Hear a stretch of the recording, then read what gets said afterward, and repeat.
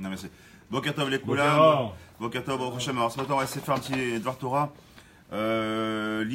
basé sur la chod du matin. D'accord. Donc, Ilchot Yesodé Adat, Vashkavat Aboker. Donc, qu'est-ce qu'on doit faire? D'abord, le Yesodé Adat, c'est-à-dire les fondements de notre judaïsme, en fait, d'accord, de notre religion. Si on peut dire que le judaïsme c'est une religion. Et Bezat Hashem, on voit un petit peu quelques halachot par rapport au fait quand on se lève le matin. Avant toute chose, on donnerait foi chez Lema à la petite Talia Batefrat, Bezat Hashem. Yom Edet Sameach pour notre ami Mordechai Ben Yoshua, Bezat Hashem, Mazal Tov. Et bon, qu'il a réussi pour le Rav, réussi pour la Keila, il a réussi pour tout le Ram Israël, Bezat Hashem.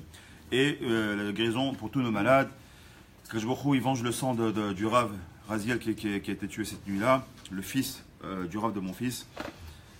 Voilà, malheureusement c'est la médecine de chaque jour aujourd'hui en Israël, d'accord. Chaque jour il a un peu sa peine, mais mourir en Kiddush Hashem, mourir parce qu'on est juif, il n'y a pas plus grand, même si c'est dur à entendre et à comprendre, mais il n'y a pas plus grand, que de mourir en Kiddush Hashem. Que je va s'occuper d'eux, Bezat Hashem, donc on va essayer de faire les shiur, les nouilles, les shmato, Bezat Hashem. Allez-y, c'est marqué comme ça. Donc on va essayer de faire un petit peu d'halachot, mais dans ça, halachot, prendre un peu du boussard de la halachot. On va essayer de faire ça, en fait, un peu comme ça. Regardez bien ce qu'il nous dit ici. Katouv, dans Mishle. Donc le Shlomo Ameler, il marque comme ça. Ora chaim, le ma'al le askil, le ma'an, sou misheol mata. C'est-à-dire quoi? C'est-à-dire que celui qui recherche la vie, d'accord? Les ma'al et le maskil. Et la vie, elle doit être au-delà du maskil. C'est quoi le maskil? Le maskil vient du mot sechel, au-delà d'intelligence, d'accord? C'est-à-dire que la vie d'un juif, elle doit être me'al à ce cas-là. Les ma'an sou misheol mata. Et afin de quoi? De ne pas non plus tomber vers le sheol. C'est quoi le sheol? C'est les abîmes, c'est le bas. Ok? Qu'est-ce qu'il veut nous dire par là? Au Be'oro, on irait qui a malachim nivrahu bayom hasheni ou be'emot nivrahu bayom hachemishi. Pour essayer de comprendre ça, on va essayer de comprendre déjà la création du monde. Que je vous quand il a créé le monde, d'accord? Il a créé d'abord le monde. Ça, c'est le premier jour. Deuxième jour, qu'est-ce qu'il a commencé à créer tout de suite? Les malachim. Très bien. Ensuite, un peu plus tard, il va créer donc les behemoths. On parle des créatures, d'accord? Après, bien sûr, entre-temps, il a fait les luminaires, etc. Mais ce qui nous intéresse ici, par rapport au halachot, c'est d'abord les malachim qui ont été créés au deuxième jour. Ensuite, ont été créés donc les behemoths, d'accord, au cinquième jour. Et seulement au sixième jour, l'homme, il a été créé, d'accord? Alors, le pshat du pshat, c'est de dire que quand un homme, il a beaucoup de gava, on dit, mon ami, calme-toi. Même le petit moustique et la petite mouche et la fourmi, il a été créé avant toi. Donc, rien calme-toi. T'étais rien que bien après, d'accord? Alors d'autres te répondront, ok, mais Acharon Chon Chaviv, le dernier, c'est le mieux, c'est ce qui est le mieux qu'on fait en dernier. Alors on va essayer de comprendre pourquoi ici Dafka la Halacha nous parle de la création du monde, elle revient sur les malachim, elle revient sur les behemoths. Écoutez bien ce qu'il nous dit ici. A malachim ovdim et boreolam. Les malachim, leur tafkid, leur travail c'est quoi? C'est de servir à Kadosh Baruch Hu. Pourquoi est-ce que les anges ont été créés? Les anges, ce sont en vérité la consécration d'une pensée d'Hachem. Hachem, il a une pensée qui avait Chol. Cette pensée se transforme en une action. Et quelle est cette action-là? Ça s'appelle un ange. D'accord? Pour chacune des choses, il y a un ange qui est créé. À quel écart, pour ceux qui ne le savent pas, même l'herbe qui pousse, comme ça c'est marqué, que même l'herbe qui pousse, il y a un ange unique. Son travail à lui, c'est de frapper, Kaviachol, l'herbe pour dire pousse. Mais on parle d'une herbe. Mais même sur ça, il y a un ange. Alors, et ils n'ont pas dit Yetzerara, bien évidemment. La différence avec l'homme, c'est qu'eux, ils n'ont pas dit Yetzerara. Ou behemoth, maintenant les behemoths. Prends maintenant un taureau. On prend souvent d'ailleurs l'exemple du cheval. Yesh la Yetzerara. Eux, ils ont Yetzerara. Pourquoi? Sinon, sans Yetzerara, ils n'iraient pas vers leur femelle. D'accord? Tu prends un lion, il ne toucherait pas la biche, s'il n'y a pas Yetzerara. Il dit, bon, t'es trop gentil, je peux pas la bouffer, mais j'ai faim, mais tant pis, je vais manger de l'herbe. Mais non, un lion, il a la dalle, qu'est-ce qu'il fait? Il va bouffer une biche tranquille. Et puis il va pas se dire, elle est petite, elle est tendre, elle est gentille. Ah non, il a rien à faire. D'accord? Il est razari, il est cruel même. Et pourquoi il est cruel? Parce que lui, il a Yetzerara qui est en lui. D'accord? Yeshlem Yetzerara, Vehenlaem Da'at. Par contre, ils n'ont pas le Da'at. C'est-à-dire qu'ils n'ont pas, c'est quoi le Da'at? Ils n'ont pas la connaissance, ils n'ont pas le savoir. Et pourquoi ils n'ont pas le savoir et la connaissance? Les Khamikoven nous expliquent, c'est très simple, parce qu'ils n'ont pas la parole. À partir du moment où l'homme il a reçu la parole, c'est ce qui a décuplé sur son intelligence. Sans la parole, on n'aurait pas pu avoir l'intelligence. Regardez un singe, par exemple, même si Kaviachol, il ressemble à beaucoup de choses à un être humain, par rapport à son physique, il se tient pareil, machin, il a une façon qui est un peu ressemblante, Kaviachol, bien sûr, mais du fait qu'il ne parle pas, il reste un état extrêmement sauvage. Au Mimele, la Malachim, l'Omagia, Sachar, Be'avodat Hashem. Et donc de là, on apprend une chose qui est incommensurable, c'est que l'ange, lui, il n'a pas de salaire. Il fait Avodat Hashem, est-ce qu'il a un salaire pour autant? Est-ce qu'il a le droit d'un Gan Eden ou un truc spécifique pour un ange? On ne parle pas de Gan Eden pour un ange. Un ange, il est déjà dans le monde, comment on appelle, dans le monde des Ophanim, il est dans son monde à lui, le monde le monde de la Yetzira, il ne bougera pas. Mais nous qui sommes dans le monde de la Asiya, donc un monde qui est extrêmement bas, d'accord, le monde de la Asiya, il est bas, il y a beaucoup de prinotes, mais bon, disons qui est assez bas, d'accord, on peut arriver jusqu'à la Darga de quoi? Du monde de la Beria, c'est le monde qui est au-dessus du monde des anges. Comment est-ce qu'on peut arriver à ça? C'est justement grâce à la Becha Chofshit, c'est grâce au libre arbitre. Et ce libre arbitre, pourquoi est-ce qu'on a un libre arbitre? Bah, tout simplement parce qu'on a Yetzara. Et ce Yetzara nous permet à nous de dire oui ou de dire non. Je fais ou je ne fais pas. Je faute ou je ne faute pas. Je fais une bracha, je ne la fais pas. Je me lève à la tefila, je ne le fais pas. Amen. D'accord?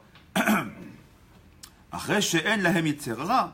que comme ils n'ont pas Yetzara, que du coup, ils ne peuvent pas donner un salaire. Qu'est-ce que je veux donner?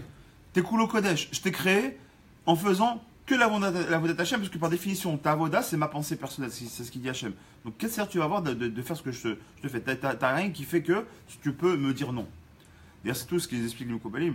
D'accord? C'est ce que leur destin, en l'occurrence, c'est ce qu'ils expliquent. Pourquoi Dafka, la Marichon, il a fait la faute. D'accord? Alors, aujourd'hui, on fait un tikkun aujourd'hui. D'accord? Tout le monde sur lequel on travaille aujourd'hui, c'est un des tikkun. C'est un monde de tikkun qu'on fait, de réparation. Pourquoi de réparation? On répare la faute originelle.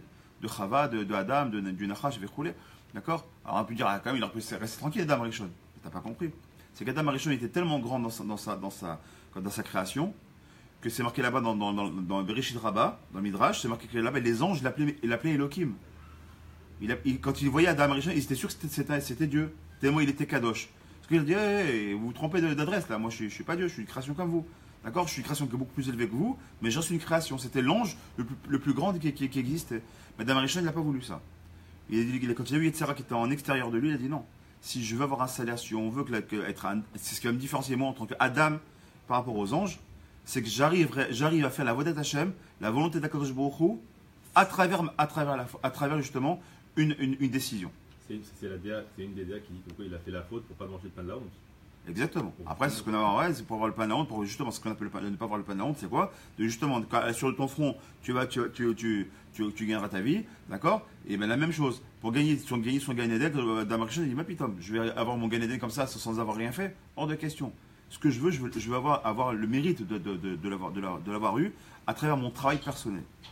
Ou la Behemoth, lo shayar onesh. Et maintenant, est-ce qu'il y a un yann de, est-ce que d'après vous, il y a des tikkunim et du onesh et des punitions pour le chimpanzé ou le serpent, on parle pas du serpent à Kadmon, hein, on parle du serpent normal, d'accord, ou la cravime qui a piqué une bête, est-ce qu'ils vont être punis pour autant? Non. Pourquoi pas? Parce qu'ils vont selon leur nature et leur instinct. L'instinct fait qu'ils sont comme ça, ils ont été créés comme ça, d'accord? Et donc pourquoi? Parce qu'ils n'ont pas on a dit tout à l'heure, ils n'ont pas le da'at. C'est-à-dire qu'ils n'ont pas la pensée qui leur fasse comprendre que oui ou non, ce qu'ils font, c'est bien ou c'est pas bien. Il y a un Tana qui disait que c'est pas le serpent qui pique, c'est la faute. C'est la faute. Ouais. À ce moment-là, quand il met son pied dedans, le serpent n'a pas de date. Il n'a jamais de date. Il va le piquer de la même façon. Exactement. C'est pour ça que le serpent, on ne peut pas lui en vouloir. C'est pour ça qu'on n'a pas l'angoisse. C'est pas le serpent qui pique, c'est la faute. C'est-à-dire quoi? Nous, à toi, en tant qu'homme, en tant que juif, ton problématique, c'est pourquoi toi tu es touché maintenant. Pourquoi toi, quand par hasard, avec tous les passants qu'il y a, le chien, la seule personne qui a été mordue au mollet, c'est lui. Ou c'est un tel. On va l'appeler Rouven. Rouven, il passe, il y a un chien dans la rue, il va mordre une personne. Quand par hasard, c'est Rouven. Le chien, il n'y a rien, lui. Il est qu'un élément, un pion qui a été utilisé par Akash Baruch Hu, tout simplement pour être mordu. Mais Rouven, est-ce que lui, par contre, il a quelque chose à se mettre il doit se remettre en question? C'est Vadaï. Parce que c'est le chien qui est venu mordre, lui, quand il t'a mordu toi, il aurait pu mordre un autre, ou mordre un autre chien. Soit il t'a mordu à toi, parce que Akash Baruch Hu, il a demandé à lui que de son instinct, il vienne te mordre à toi, parce que ton tikkun à toi d'être mordu aujourd'hui, parce que tu as fait une faute, parce qu'il y a X raison, ça je rentre pas dans les Cheshbon d'Hachem, simplement parce que je ne les connais pas, tout simplement. D'accord? Donc, on va essayer de comprendre un peu plus en amont. En aval, pardon. Velazé. Bara Akadosh Baruch Hu, Bayom Hashishi, et donc finalement, au 6e jour, et Adam. Ou bien, Mishnah Aktsavot, Venatan lo et Aneshama, Meira ba'adam le da'ad et aboré yitbarach kemalach. D'un côté, il a créé un homme de chair et de sang, comme nous, d'accord? Mais qui a été doté du quoi? De chelek elokai mima'al, comme on l'a dit, d'accord? D'une âme, d'accord? Qui s'appelle la neshama, d'accord? Cette neshama là, comme on l'a dit, on l'a dit plusieurs fois, c'est chelek elokai mima'al, c'est une parcelle divine entre guillemets qui est en nous et qui fait que, à l'instar des malachim, on arrive à se connecter à Boré Olam, à se connecter avec Hachem. Pourquoi un goy ne se connecte pas avec Akadosh Baruch Hu? Pourquoi il n'arrive pas, il vit dans le shekar, il n'arrive pas à se rapprocher du Hémet, sauf si bien sûr il fait un gros effort de l'Idgaïr, de se convertir et ensuite donc rentrer dans la classe d'Israël. Et seulement à ce moment-là, alors, il recevra une Neshama Yetera, quand il a remigvé, et à ce moment-là, il pourra avoir une Asaga d'Akadosh Baruch Hu différente, d'accord? Mais pourquoi sur 7 milliards, je ne sais pas combien d'habitants il y a aujourd'hui dans le monde, 7 milliards et demi je crois d'habitants, pourquoi on n'est que 12 millions à peine à croire en Dieu, vraiment? Vraiment, je parle. Tout le monde croit soi-disant en Dieu ou à leur Dieu. Mais dans le monde du Hémet, tel que c'est dans l'origine des choses, qui est-ce qui croit en Dieu comme dans l'originel, si c'était que les Juifs? Il y a encore une poignée de Juifs parmi les Juifs. Pourquoi ça? Parce que ce Chel Kelokam Ma'al qui est connecté, justement, il faut le chercher. Il a besoin d'être activé. Et ce gouffre-là, ce corps-là qui a été créé, il était épais et vulgaire comme les behemoths. C'est-à-dire tu prends un chimpanzé, tu prends n'importe quel animal, il a du sang, il a des ta'avot, il a besoin de dormir, il a besoin de manger, il a besoin de boire, d'accord? Il a besoin de copuler, il a besoin de tout ce que vous voulez, d'accord? Ça s'appelle les ta'avot de ce monde-là. L'homme, il a été empreint de ça aussi. D'un côté, il a ce côté un peu béhémi qui est en lui. D'accord? Ce côté animal qui est en lui. C'est ce qu'on appelle le nefesh béhémi. D'accord? D'un autre côté, il a la vie. D'accord? Ça s'appelle le rouar. Ça, les animaux, on l'a dit, l'ont aussi. Les goïms aussi l'ont aussi. D'accord? Ça, tout le monde l'a. Les juifs, les goïms et les animaux. Qu'est-ce qui les différencie tout ça? Maintenant, on a dit c'est la parole. Qu'est-ce qui différencie l'animal de l'homme? C'est la parole. Mais qu'est-ce qui différencie maintenant les nations du monde et leur âme Israël? C'est justement ce Chelek Elokam Ma'al, cette parcelle divine qui est en nous, qui s'appelle donc la Neshama, qui est un troisième niveau de Neshama que les Goïms n'ont pas, d'accord, qui va nous permettre à nous maintenant de nous connecter comme un malach. Comment est-ce qu'on peut, Bezat Hashem, faire Torah au mitzvot chaque jour alors qu'on n'a jamais vu Akadosh Baruch Hu de nos yeux? Comment tu peux servir Hashem alors que tu n'as pas vu Hashem une seule fois? Tu as vu Hashem toi égal? Moi je ne l'ai pas vu. Alors comment on sait qu'il existe? Comment on a cette Emunah Chazaka? Comment on a ce bitachon en Akadosh Baruch Hu? C'est pas en vérité que grâce à nous. C'est tout simplement grâce à cette Neshama-là qui vient, qui te dit, attention, moi, tu as une parcelle de moi, c'est Hachem qui parle, tu as une parcelle de moi qui est en toi. Maintenant, à toi de la reviver. Parce que cette flamme ne pourra jamais s'éteindre, on peut faire ce qu'on veut. Quelqu'un, il peut habiter à Tombouctou. Il fait des tatouages du début, de l'orteil jusqu'au sourcil. Il fait maintenant, il mange le pakachère de la méadrine. Pakachère la méadrine, d'accord? C'est du porc mélangé avec ce que tu veux, du machac, des langoustes, et il mange aussi avec ça des cafards, parce que c'est la mode maintenant. Et avec tout ça, il n'a pas une femme, il a 10 femmes. C'est des zénotes. Et en plus, il se drogue. Et en plus, il vole, c'est un voleur, il a tous les défauts du monde entier. Cet homme-là, malgré tout, sa neshama, elle reste. Tu peux monter et descendre, cette neshama, elle restera en lui. Un juif, il reste un juif. Et mieux que ça, il ne s'est pas fini. Il s'est converti au christianisme, à l'islam et au bouddhisme en même temps. Ben, tu restes, malgré tout ça, Habibi, tu peux dire ce que tu veux, tu restes Avram Bouzaglou, d'accord? Et ta neshama, elle reste connectée avec Kadosh Baruch Hu. Maintenant, la différence, c'est qu'est-ce que tu as fait avec tout ça? Tu as mis ce qu'on appelle des clipotes. Clipotes, c'est-à-dire des écorces. Et t'as mis. Pour ça que quand c'est un homme qui ne mange pas cachère, comment on le voit? C'est pas possible. Comment il peut se comporter comme un goy? Comment un juif il peut se comporter comme ça? Quand tu vois un Smolani comme ça qui crache sur un autre juif, ou quand tu vois des gens comme ça qui se comportent mal, comment tu arrives à comprendre ça? Mais il est juif, comment tu peux voir un Etoré-Karta qui va embrasser Ahmadinejad ou à l'époque, pas Kadhafi, l'autre pourri, là, Arafat? Comment tu peux arriver qu'un juif, il arrive à ça, il a une kippa sur la tête, il a une barbe, comment il peut arriver à ça? Bah, c'est que tout simplement, il y a tellement de clipotes, c'est que lui, aujourd'hui, il est plus vraiment connecté. C'est comme la vie, les fadal, comme le Wi-Fi. Quand tu as une borne Wi-Fi comme on a ici, d'accord? Mais si maintenant je vais se cacher moi, toi, tu prends ton marchir, ton téléphone ou ton truc, t'as plus de clida. Hein. Pourtant, est-ce que le Wi-Fi il est toujours présent? Il est présent. Est-ce que le Wi-Fi de côté est toujours présent? Les deux sont présents. Maintenant, c'est toi qui t'es déconnecté. Mais si tu te rapproches un tout petit peu, ça s'appelle la tchouva, tu te rapproches un tout petit peu du Wi-Fi, est-ce que ta connexion, elle revient de façon automatique? Ah, la macom te reconnecté. Ah, tiens, maintenant j'ai Internet. Comment tu as Internet? Mais c'est exactement la même chose. La ville El Favdalot, on a notre Wi-Fi, notre bande Wi-Fi, c'est quoi? C'est notre relais que le Kamima, elle est là. D'accord? Quand je me retrouve, c'est lui, c'est la source d'Internet. La ville El Favdalot, bien sûr. D'accord? Comme on reste connecté, c'est très simple. Si tu t'éloignes de la borne, eh ben tu captes plus. Tu captes pas. Mais si tu reviens maintenant, eh ben, à ce moment-là, tu recaptes. Et là, tu reviens connecté. Ça s'appelle teshuva. Et comment on peut faire ça? Quand tu vas casser tes clipotes. Si par exemple, imaginons que la synagogue ici, c'était que des murs en béton et je me mets derrière, ben, même si la borne elle est ici, mais je suis juste derrière, mais je mets des murs en béton qui sont épais, et ben la clita elle passera pas non plus. C'est ce qui passe quand on va dans un miklat. Des fois, tiens, dans un miklat, ça passe pas. Pourtant, j'ai la wifi à la maison, je suis dans le miklat, la porte elle est fermée, je capte rien. Comment c'est possible? C'est normal. C'est Mougan, c'est protégé, c'est blindé. Et ben c'est quoi ce blindage-là? Ce sont les écorces. Quand on fait des fautes, quand on parle mal avec sa bouche, quand on regarde pas des choses qu'il faudrait regarder, quand on ne fait pas autorisation tout simplement, qu'est-ce qu'on fait? On rajoute comme ça justement un blindage autour de soi, et c'est ce qui fait que justement on s'éloigne de plus en plus. Il suffirait des fois d'un rien de dire que son marteau-piqueur est cassé, et les marteaux-piqueurs de deux façons. Ça s'appelle Teshuva Be'ahava. Je dis bon allez, je prends, ça suffit les bêtises. Après aujourd'hui je me reprends un peu, et je me rapproche vers Hachem, je me rapproche de la Klita, et pour ça, mitzvah, Goret mitzvah, c'est que dès que je m'approche de la Klita, j'ai envie de. Ah bah tiens, là je capte mieux, bah, attends, je vais capter un peu plus, je voudrais me rapprocher encore plus. Et ça peut.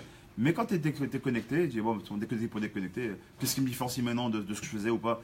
Je suis pas vrai avec Hachem, je me sens sale. Combien de gens qui m'ont dit, mais comment je peux faire une fila, je me sens pas bien, je me sens sale au fond de moi-même, je me sens malhonnête, je peux pas dire Hachem Sfatat Iftar, avec toutes les bêtises que je fais. Pourquoi? Ça s'appelle Yetzerara Tachles. Yitzhak il te dit, mais t'es un mauvais juif. Alors que s'il y a que je beaucoup, ce qu'on a dit hier. Il est mieux que les choses. Passe-moi juste le livre, s'il te plaît, le Sido. Ouais. Comme on a dit, je crois que c'est lundi soir, j'avais dit ça. On dit tous les matins. Elokai, Neshama Shenatata Bi Teora. D'accord? La Neshama que tu me donnes, Bi Teora, elle est Taor. On dit ça tous les jours. Vous étiez là quand j'ai dit ça la dernière fois? Non, pas. C'est pas vous que je dis ça, donc c'est lundi soir. Sur sans caméra. Je leur dis comment est-ce qu'on peut dire bi Théora? Ta neshama elle est Théora. Mais Habibi, hier, c'est pas toi qui as regardé comment ça s'appelle, Ludmila passer là en mini-jupe, là, tu t'es pas rincé l'œil hier? C'est pas toi qui encore pas plus tard qu'hier, qui vendait au téléphone du vent, du bitcoin ou du je sais pas quoi, là, pas cachère ou du truc là, ou du forex? C'est pas toi qui faisais ça hier? Comment tu peux dire bi Théora, ta neshama elle est Théora? C'est pas toi qui mangeais pas cachère il y a pas plus tard qu'hier? Comment aujourd'hui ce matin tu te lèves à l'asbah, tu te lèves le matin, tu dis Modani, tu dis Elokai, Neshama Shenatata Bi Teora. La Neshama que tu vas donner, elle est Teora. Le Rav Israel Fenger, Zechaleta, vous savez ce qu'il nous dit ça? Il dit Bevadek, on dirait Teora. Pourquoi? Mieux que ça. T'as dormi, t'es Briach Hadasha. Que je vous il t'a pris ta Neshama hier avant de dormir, t'as fait Shema Israël, ou pas, malheureusement, pour certains qui font pas. Tu t'es endormi, ta Neshama l'a donné 10 Vecheshbon. Elle a payé. Ta journée d'hier, elle a été payée. Dis frère, c'était noté. Maintenant qu'il y a des tikkunim, c'est encore autre chose. Qu'il y a un onesh, c'est encore autre chose. Mais aujourd'hui, Tachles, on est le 23 Tevet. Est-ce que le 22 Tevet et le 23 Tevet, c'est la même chose? Mais non. Le 23 Tevet de l'année 5777, c'était pas le même 23 Tevet de 5778. Ça n'a rien à voir. Et hier, c'était hier aujourd'hui. Tu restais dans les Breslev. Machaya Aya, Aïka, Latril, mais Atrala. Ce qu'il y a eu hier, c'était très bien. Mais le Icar, c'est comment c'est ce qui se passe aujourd'hui. Aujourd'hui, t'es un homme nouveau. T'as eu un Khadash. Et c'est pour ça qu'il y a Eniush Baola. Il n'y a pas de désespoir. Pourquoi? Parce que t'es une Bria Khadasha. Si t'es une Bria Khadasha, t'es nouveau. T'as un beau camion tout neuf. Et bien aujourd'hui, comporte-toi comme un bon juif. Ce qui s'est passé hier, on verra. Et si tu fais la tchouva, même ta Avérol que tu as fait depuis 20 ans, ça va se transformer même en mitzvah. Mais aujourd'hui, tu sais quoi? Fais ce qu'il y avait mets une grosse parenthèse là-dessus et mets-le de côté. Aujourd'hui, 23 tu vas te réveiller. Sois un bon juif. Pars d'un bon pied ce matin. Pars d'un bon pied. Pourquoi tu pars en vrille? Pourquoi tu commences? Oui, mais hier je faisais. On s'en fout d'hier. Hier c'était hier. Aujourd'hui c'est un autre jour. Pars d'un bon pied aujourd'hui. Pars du 2. C'est comme dit la ville de Favdalot. Vous avez un commercial. La différence c'est un bon et un mauvais commercial. Le bon commercial il a passé une journée noire hier. Ouais, hier j'ai rien vendu, machin. Ce produit fini. Non. Attends, hier t'as pas eu la chauffe. Hier c'était pas ton jour. T'étais un peu fatigué. T'avais du mal. T'étais pas dans le truc. Qui dit qu'aujourd'hui tu vas faire la même journée? Si chaque jour que tu commences ta journée en disant c'est bon, c'est forêt, n'y va même pas au travail, parce que c'est sûr que c'est forêt. C'est sûr que c'est forêt. Ça ne sert à rien. Mais si tu vas, Khadash, alors aujourd'hui, une nouvelle journée, allez, on repart sur un bon pied, hier ce qui s'est passé, on n'a rien à faire, je repars sur une nouvelle ère, c'est exactement ça qu'on nous demande. Et c'est pour ça que il nous fait comme ça, qu'on est Mechadesh. Rosh Chodesh, bientôt, Bezat Hashem, Rosh Chodesh, on est, je crois que c'est mardi prochain, c'est Rosh Chodesh, Bezat Hashem, dans une semaine, Rosh Chodesh Shvat déjà, Rosh Chodesh Shvat déjà, Bezat Hashem. Et pourquoi on fait Rosh Chodesh? D'accord? Les Tratchout, que je vous demande qu'on se met Chadesh Kol Yom, comme on est dans la Torah, trouver amener des Chidushim. Quoi des Chidushim? Il faut être nouveau. Un bon juif, c'est un juif qui est toujours nouveau, qui ne vit pas dans le passé. Un bon juif, il vit toujours dans le Chidush. Mechadesh, Mechadesh, Mechadesh, Chadash. Qu'est-ce qu'on peut faire quelque chose de nouveau? Qu'est-ce que je peux améliorer? Qu'est-ce que je peux changer? Et ça, que ce soit dans la Rouchaniyut, dans la spiritualité, ou dans la matérialité, la même chose.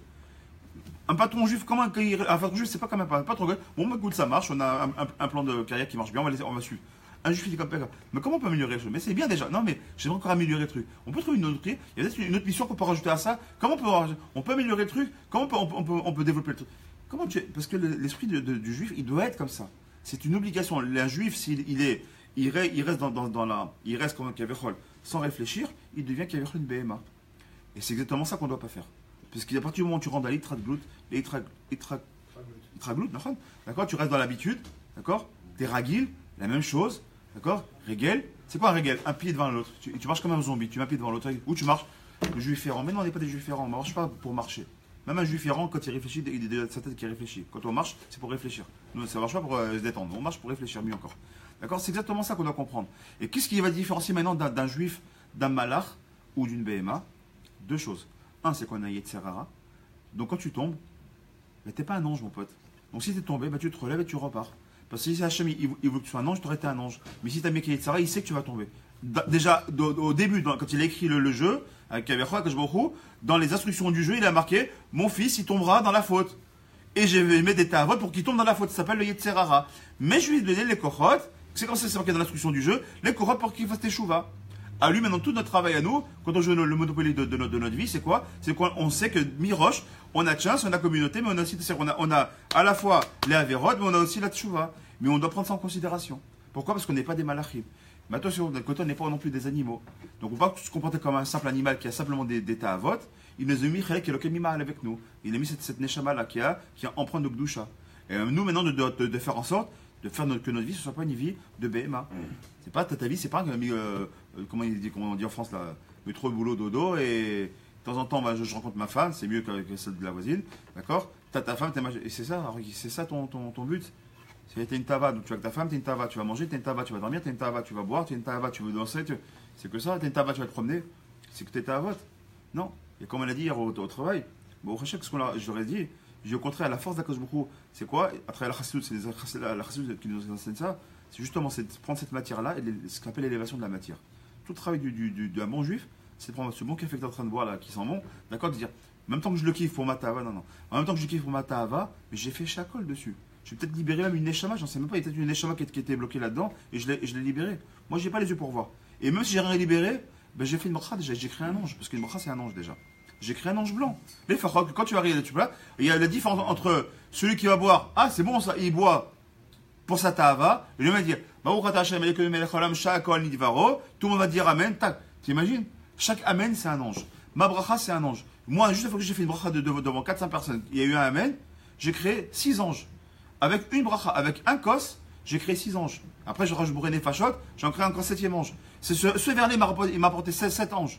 7 malachim qui vont, la petite la voix 120 ans, va dire, bah nous, on vient, béat. On dit qu'il est chayad d'avoir le Gan Eden, cet homme-là. Pourquoi? Bah, il nous a créé, voilà, on est créé grâce à lui. Et quand tu fais chachot, tu fais une avera, c'est-à-dire quand tu bois juste les shem ta'ava, d'accord, sans demander à Kadosh Baruch Hu la permission de boire que ce soit, bah, ces anges-là, ils existent aussi. Et ils te disent, bah, nous, on n'aurait bien voulu être créés, on n'a pas été créés, donc tu es redevable. Tu comprends? Tu es redevable. C'est ça qu'on doit comprendre. Et on continue dans Hashem. Qu'on comprenne bien, c'est un livre de halakha que je ramène ici. Hein. C'est même pas un livre de Moussar, mais c'est un livre de halakha qui t'amène automatiquement au Moussar. Parce que pour comprendre ce qu'on fait, pourquoi est-ce qu'on fait de la halachot? Parce qu'en réalité, c'est ça. C'est ce qui va nous différencier justement des melachim et des behemoth. C'est pour ça qu'on fait de la halachot. Et pour ça qu'il y en a autant. Et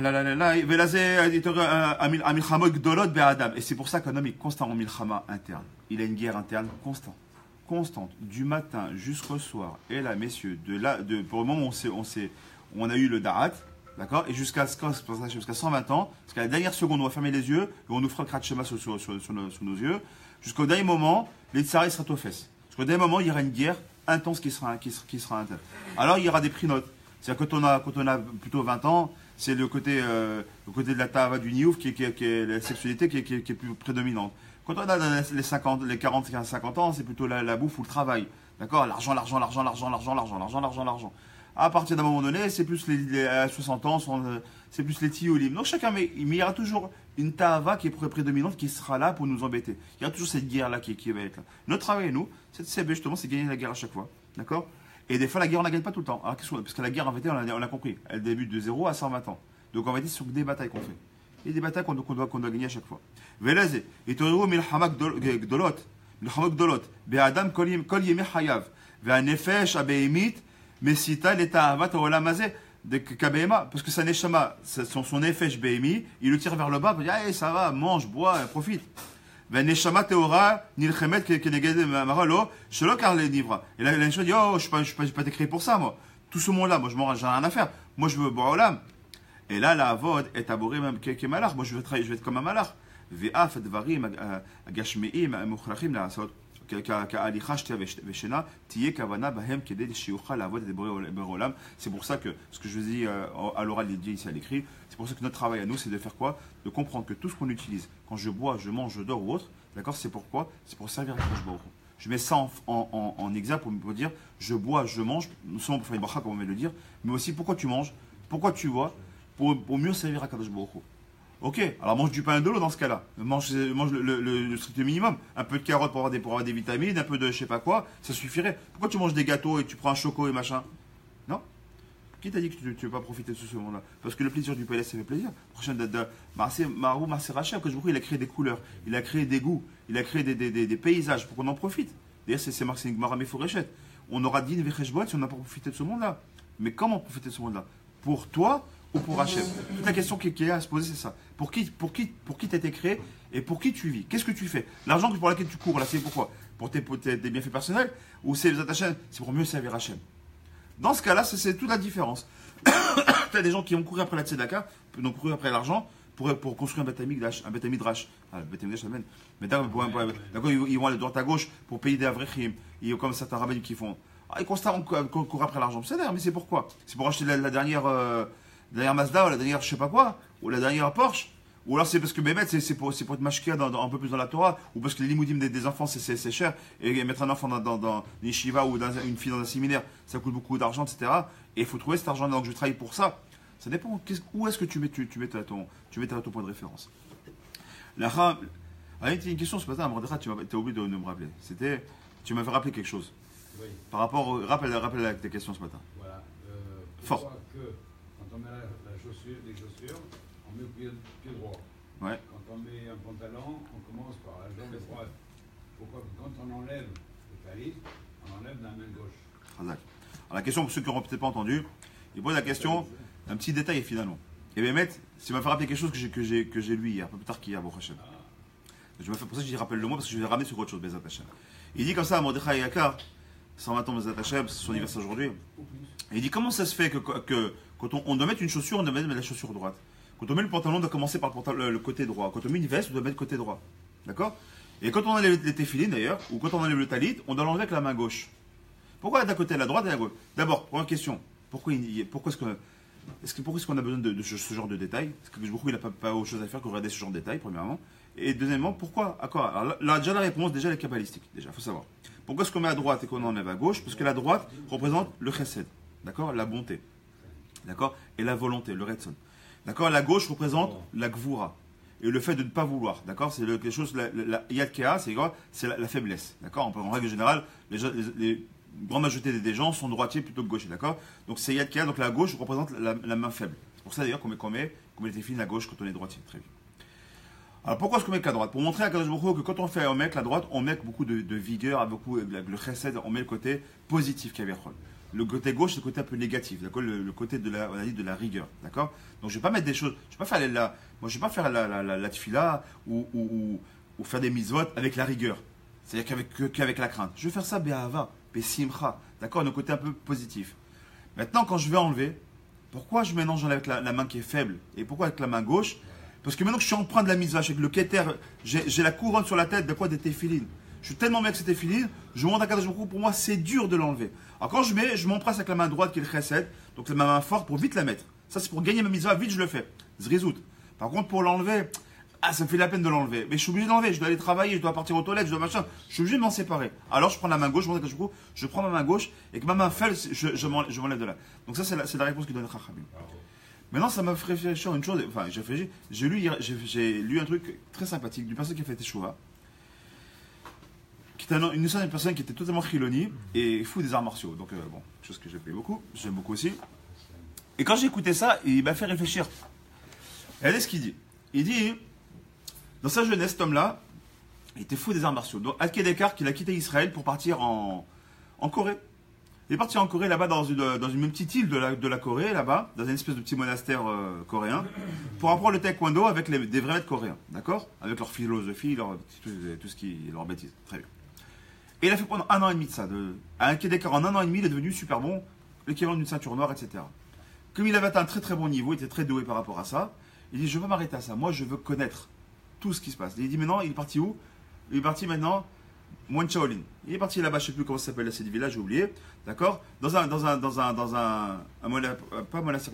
temple Shaolin, pour apprendre le Kung Fu, d'accord, dans le mécor du Kung Fu, d'accord, donc en Chine, même avec Et il a pris là-bas pareil, il est resté 1 an et demi, 2 ans, bien sûr à manger leurs bêtises, leurs machins, etc. Et là-bas, il est devenu à un extrêmement grand niveau, d'accord, sur un Kung Fu Shaolin, donc ce qu'on appelle la boxe chinoise. Très bon taekwondo, très bon en boxe, je ne m'arrête pas là. Maintenant, je vais aller voir d'autres contrées, je vais aller voir d'autres arts martiaux, je veux m'en prendre de chacun des meilleurs arts martiaux qui existent. Et comme c'est la terre des arts martiaux, en réalité c'est Israël, selon ce qu'on sait, il faut savoir qu'on a retrouvé que les pas les samouraïs, le plus ancien c'est le Kung Fu, 3500 ans. Et comme par hasard, au même moment, les prêtres là-bas, ils avaient, j'ai oublié comment ça s'appelle, le habir, ça s'appelle le habir, il y a un nom, j'ai oublié comment ça s'appelle. Il y a un art martial juif qui date du Beth Amikdash. Et les tsurot, c'était quoi? C'était toutes des espèces de formes comme ça, mais au lieu de ça, des formes des animaux comme ils font les Shaolin, c'est en fait le Aleph, le Bet, le Gimel, etc. Il y a un Rav Breslev d'ailleurs qui a repris ça, qui est très très bon d'ailleurs, qui est très doué, qui est assez vieux maintenant, et qui a repris cet art martial-là, qui l'enseigne les Jérusalem encore aujourd'hui. Et tous les tsurot, c'est comme ça, Aleph, Bet, Gimel, etc. Ils ont des noms très spécifiques. Et quand tu les regardes, ceux qui connaissent, bon, c'est mon cas, moi j'ai pratiqué quand j'étais plus jeune le Kung Fu, mais il y a beaucoup de similitudes entre le Kung Fu et ça. Donc, et puis quand on regarde les prêtres Shaolin, il y a beaucoup de similitudes. Comme ils ont un Kaviachol, comme un Kohen Gadol, Kaviachol qui est le grand maître là-bas, et après tu as les bons et les machins, etc. Et chacun est défini, un peu comme il y a le Kohen Gadol, les Kohanim et les Lévim, ils ont fait à peu près le même système, avec les habits, etc. Bref, la vie les fait dans l'autre. Donc, bon, bref. Donc cet homme-là, pour revenir à lui, il vient et donc il dit, bon, non, je vais aller au Japon. Et il commence à faire du karaté là-bas. Donc déjà, pardon, il a pris beaucoup la gashmut, donc toute c'est le taekwondo, donc en Corée, il a pris la souplesse des gestes, etc., la fluidité des gestes. En Shaolin, là-bas, il a appris la dureté. Vous savez, ils sont très très durs, rester sous la neige, porter des jarres très très lourdes, prendre des coups, il a pris des coups, etc., endurcissant du corps. Donc d'un côté, on a pris la grande souplesse, d'un côté, on lui apprend la rigidité, être fort au mal, etc.